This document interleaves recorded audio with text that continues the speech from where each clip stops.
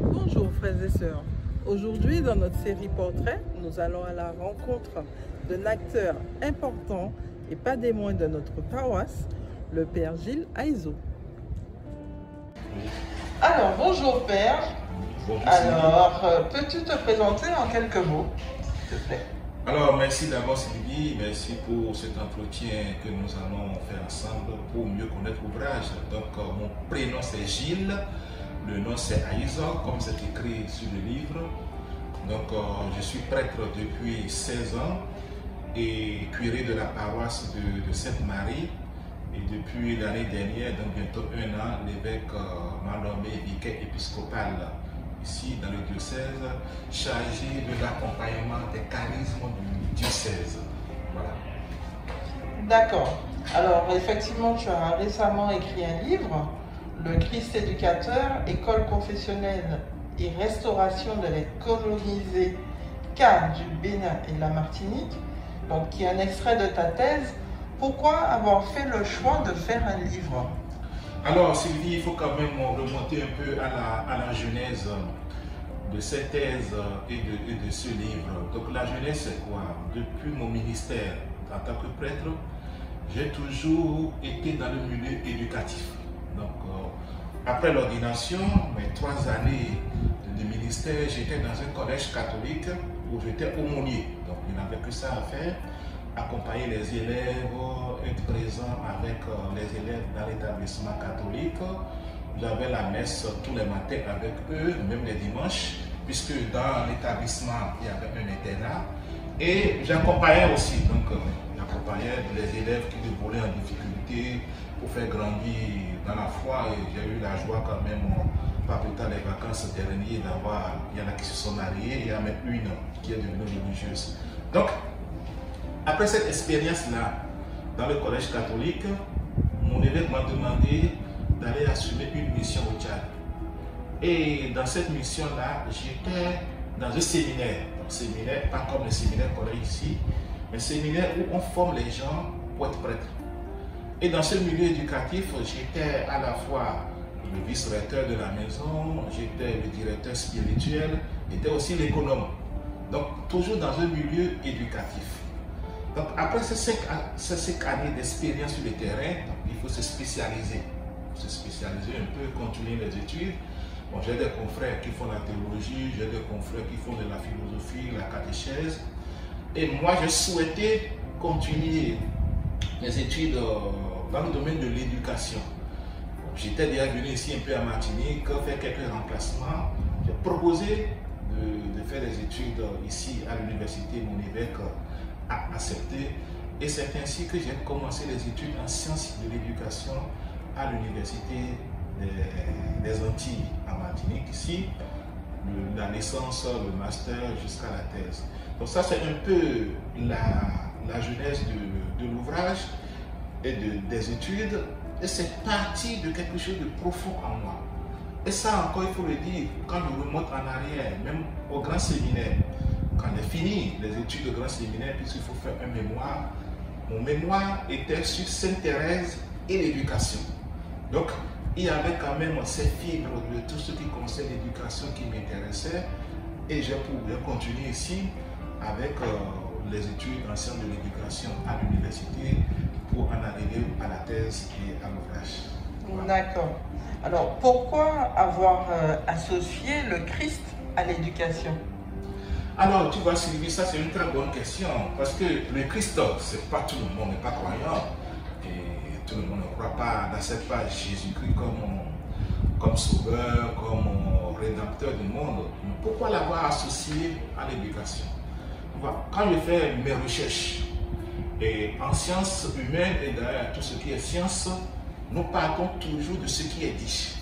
Parce que je ne crée rien de nouveau, les gens ont dit des choses avant moi, ont écrit avant moi. Donc, en faisant mes lectures et depuis, avec l'héritage que j'avais déjà en griffe depuis mes études, j'ai vu un peu les écrits de Marguerite Léna, qui a parlé de l'éducation aussi, et qui associe Jésus-Christ comme le meilleur éducateur. Bon, c'est vrai, on n'a pas la même problématique. Mais pourquoi le Christ? Qu'on le veuille ou non, le Christ est universel. universel. Et pourquoi le Christ? Qu'est-ce qu'il propose? Quelle est la méthode éducative de Jésus? C'est ça qu'on voit. Et cette méthode éducative, il faut la voir un peu dans l'évangile. Et c'est là où, quand on considère le dialogue de Jésus avec la femme samaritaine, à voir de près, qu'est-ce que Jésus dit à la femme? Tu n'es pas heureuse. Dans ta vie, tu as eu 6 hommes. Et pourtant, tu n'es pas heureuse. La preuve, tu viens puiser de l'eau à midi pour ne pas croiser des gens, pour qu'on ne dise pas des milans sur ton dos en griffe, et tu n'es pas heureuse. Il te faut épouser une 7e personne pour pouvoir être, pour que tu sois heureuse.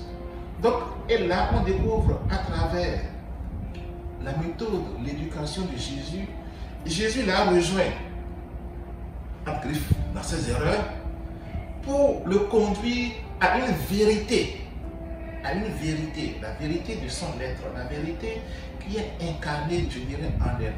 Donc pourquoi avoir choisi Jésus? On voit que la méthode éducative de Jésus nous conduit toujours à une vérité qui est liée à l'homme et une vérité qui est en connexion avec le Créateur, avec Dieu, avec le Christ. Et je vois que sa méthode éducative, c'est ça qui m'a séduit. Bien sûr, j'ai lu pas mal d'ouvrages là-dessus, surtout Marguerite Lénard, Guy Avancini. Et je dis, à partir de là, Jésus peut être l'éducateur, vraiment un très bon éducateur, avec une très bonne pédagogie. D'accord. Donc, est-ce qu'on peut dire que ce livre est uniquement destiné aux chrétiens? Alors, ce livre destiné uniquement aux chrétiens, je dirais non, on peut aller plus loin.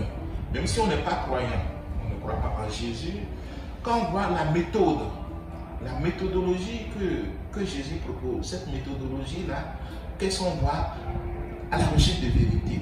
Et tout être humain, qu'on soit croyant, qu'on ne soit pas croyant, nous recherchons cette vérité-là, le vrai. Personne n'est allergique au vrai. Non. Personne n'est allergique au vrai.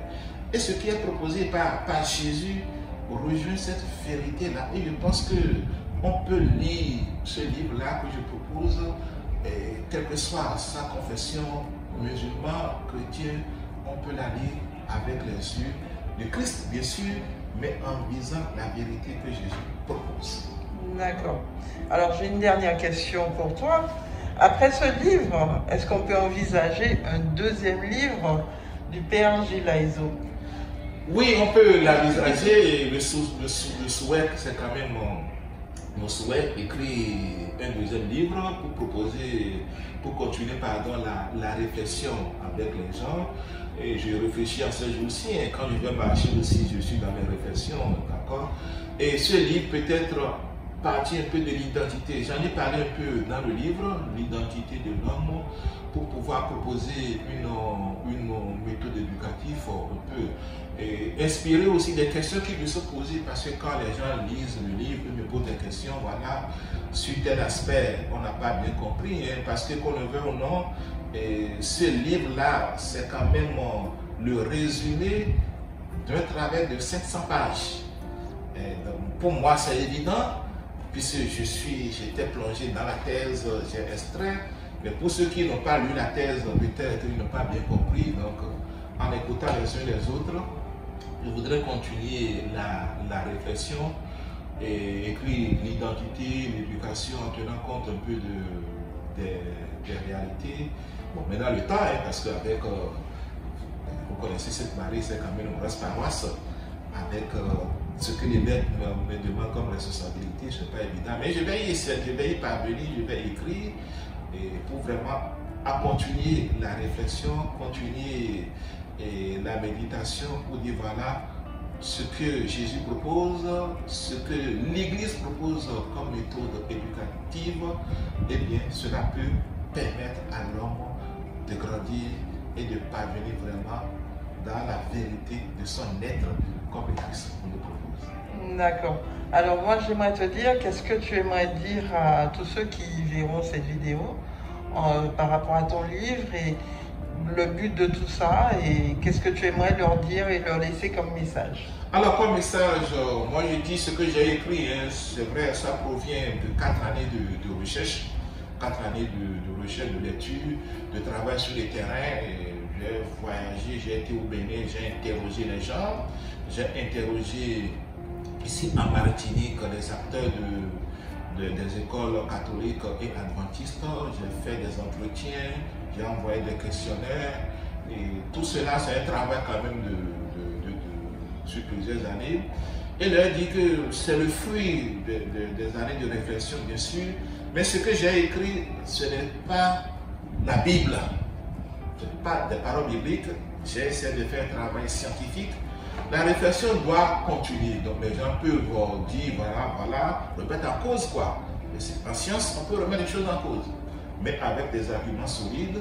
Et moi, je voudrais que les gens continuent la réflexion, continuent à écrire, continuent à parler de Christ éducateur. Moi, j'ai apporté une petite pierre, vraiment une petite pierre. Je voudrais que les gens continuent aussi cette réflexion. Ce que j'ai envie aussi de dire, voilà, j'ai travaillé, mais les droits d'auteur, comme je dis, les droits d'auteur reviendront intégralement à la formation des prêtres. Parce que ce que moi je suis, j'ai été formé gratuitement. Le grand séminaire, on ne payait rien, on nous a formés gratuitement. On a demandé la générosité des paroissiens d'autres pays. Rome envoyait des subventions pour notre formation. Et ce que Rome envoie, c'est ce que Rome reçoit. C'est ça qu'il redistribue. Donc, j'ai reçu gratuitement, j'ai été formé gratuitement et tous les droits d'auteur seront reversés pour la formation des prêtres. C'est ma petite contribution pour la formation, ma petite contribution pour ce que j'ai reçu, ma petite contribution pour l'épanouissement de mes petits frères, prêtres qui viennent, ma petite contribution pour leur permettre de faire aussi l'expérience de la vérité de l'être que Jésus a mis en tout temps et qu'il voudrait réveiller à l'éducation.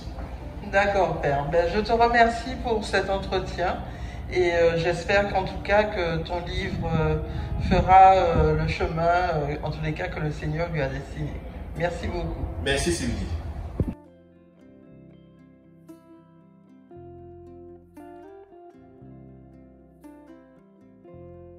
Aujourd'hui, voilà, vous avez découvert le Père Gilles Laizo. J'espère que vous avez apprécié cet entretien, ce portrait. Et je vous invite à partager cette vidéo ainsi que toutes les autres de notre paroisse, la paroisse Notre-Dame de l'Assomption de Sainte-Marie. À bientôt!